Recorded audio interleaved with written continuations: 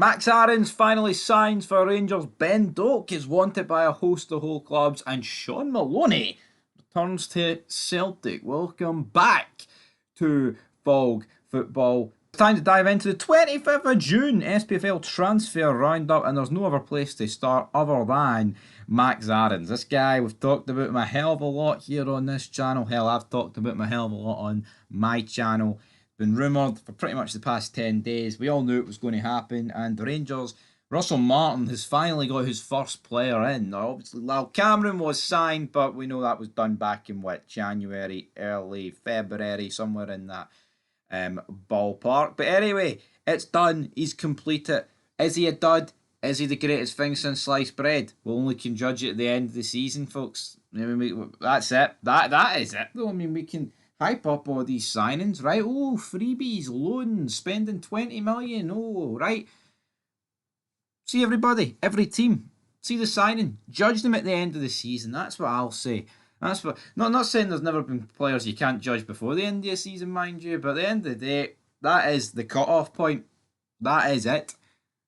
So we'll see how it goes. As for Max Aarons, I think he'll be good. And I think the best thing about it is the fact he replaces James Tavernier. So if that's adequate for you. Anyway, we'll move on to some St Mirren news. Because according to the Scottish Sun, St Mirren have accepted a transfer bid from Plymouth Argyle for striker Owen Izene.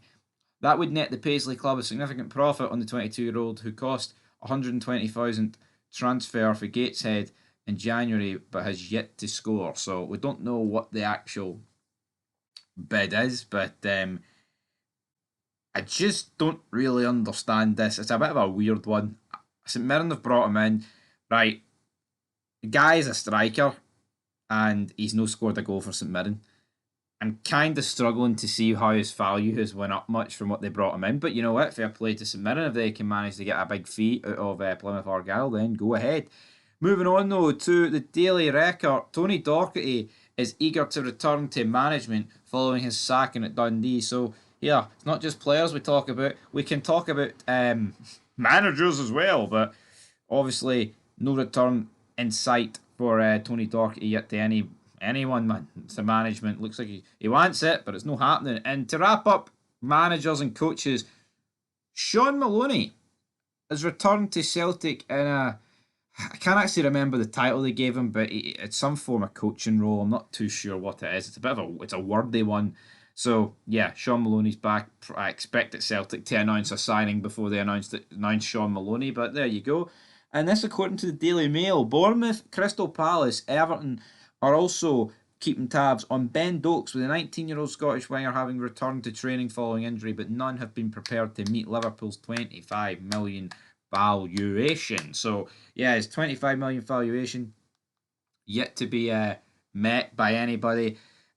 Again, he plays for Liverpool. He's had a couple of successful loan spells. He's a Scotland international. So you would expect, I think 25 million is really, really good. Really good value for Ben Doak. And he's 19. Not like, oh, you're sliding a guy, it's like 27 or something. Sliding a guy is 19. 25 million for Ben Doak for me is a steal. I'm not saying you'd be spending like 100 times more, right, than that, because I do think then that's when you're getting into like ridiculous territory. But at the end of the day, I still think it would be a good price to pay for Ben Doak, and it would be interesting to see where he ends up, because he's not...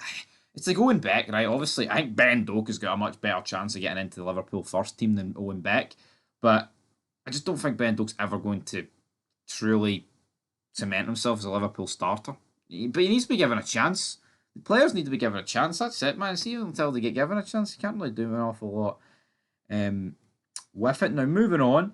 Now, apparently, the reports in Turkey, Super League club Gaziantep have been given the green light to sign Wales winger, drumroll please, Rabbi Matondo. Yes, thank fuck, praise the Lord, get him out of my club, thanking you. Honestly, man, Rabbi Matondo is pish. I've got nothing really good to say about the guy. Now, according to Team Talk, take this with a pinch of salt, Rangers have initiated contract renewal discussions with Nico Raskin. We knew that, but the rumours are Aston Villa want him. But Rangers have apparently raised the price for Raskin. His valuation from 25 million to 30 million.